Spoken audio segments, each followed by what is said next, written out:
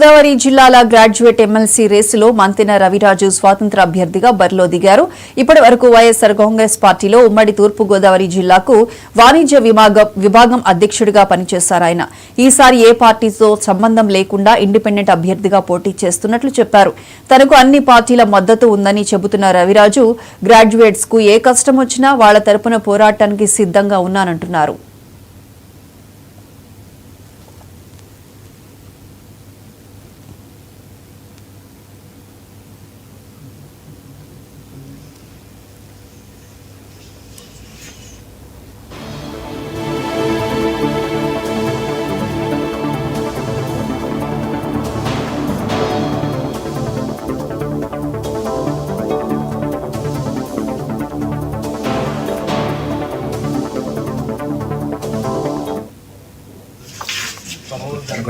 రాజ్యసభ ఎన్నికలు ఉభయ గోదావరి జిల్లా అభ్యర్థిగా నేను కూడా బరిలోకి వచ్చింది. ఈరోజు సడన్గా తీసుకున్న నిర్ణయం ఒక పార్టీ తరఫున కానీ ఇంకో తరఫున కానీ నేను ఏమట్లేదు. ఒక ఇండిపెండెంట్ అభ్యర్థిగానే నేను రంగంలో దిగాను.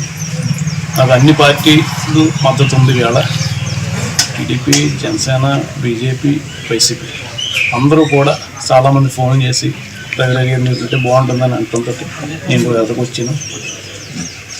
ఇప్పుడు ఎవరైతే ఉన్నారు గ్రాడ్యుయేట్స్ అందరికి కూడా వాళ్ళకి ఏ కష్టం వచ్చా సరే, ఏ ఆపద వచ్చా సరే, నేను వాళ్ళ తరఫున పోరాడి వాళ్ళకి కొన్ని అవకాశాలు వచ్చేలాగా నేను పోరాడతాను.